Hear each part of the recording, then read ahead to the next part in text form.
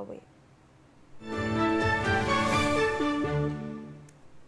Well, speaking in the Rajya Sabha during the debate on the anti-paper leak bill, BJP MP Raghav Chadha has said that paper leaks cannot be stopped through media sound bites, but require an institutional solution, which the government is seeking to provide through the bill. Chadha said that the students' anger over paper leaks is justified, adding that Prime Minister Narendra Modi responded to their concerns like the head of a family. He also spoke about the sacrifices made by students and their families, saying that the exam leaks destroy their hard work, aspirations and mental well-being as well. Let's listen into that statement. Sir, paper leak जैसी serious बीमारी का permanent इलाज करना होगा।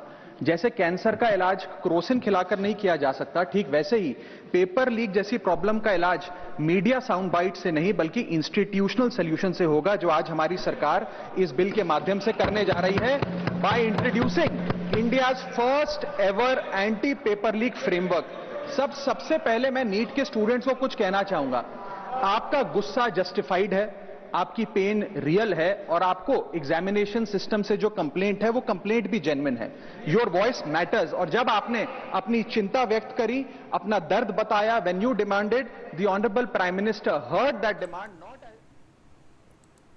All right, let me go across to my colleague Sanjay Sharma for more on this. Sanjay, Raghav Chadha ने एक statement दिया था जब बिल डिस्कस हो रहा था राज्यसभा में। आज तो वो बिल पास हो चुका है, बट जब डिस्कशन चालू था तो उन्होंने बोला कि ज़रूरत है इस बिल की, स्टूडेंट्स फेस कर रहे हैं बहुत सारे प्रॉब्लम्स, बट गवर्नमेंट इस कोशिश कर रही है कि ये सारे प्रॉब्लम्स जो हैं वो सॉल्व हो जाए।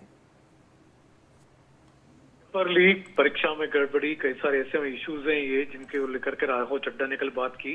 किसी एक पॉलिटिकल पार्टी की समस्या नहीं है, किसी एक पॉलिटिकल पार्टी की प्रॉब्लम नहीं है, किसी एक स्टेट की समस्या नहीं है, ये पूरे देश भर की समस्या है। शिक्षा माफिया लंबे समय से किस तरह के काम करते रहा है।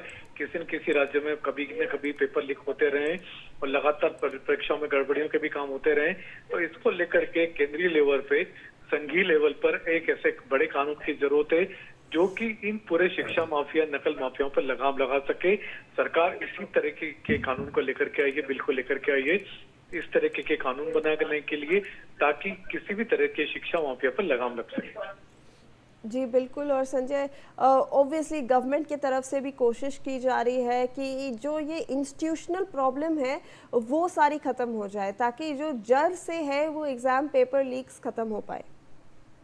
अभी तक होता ये था कि जो शिक्षा माफिया, नकल माफिया था, उसके ऊपर किसी तरीके का डर नहीं था।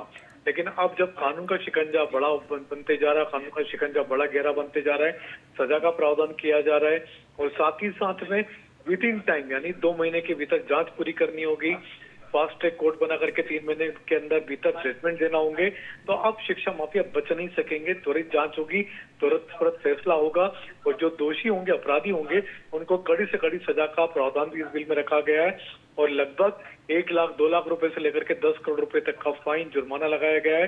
साथ ही साथ सजा का भी प्रावधान खड़ा किया गया है, 1 साल से लेकर के 10 साल तक की सजा का प्रावधान इस कानून में रखा गया है। तो ये अब कहीं ना कहीं शिक्षा माफिया में डर पैदा करेगा और इस तरह के मामले रुकेंगे। जी बिल्कुल, धन्यवाद आपका संजय हमारे साथ जुड़ने के लिए। We are now moving on to some stories coming in from the courtrooms. Well, the Delhi High Court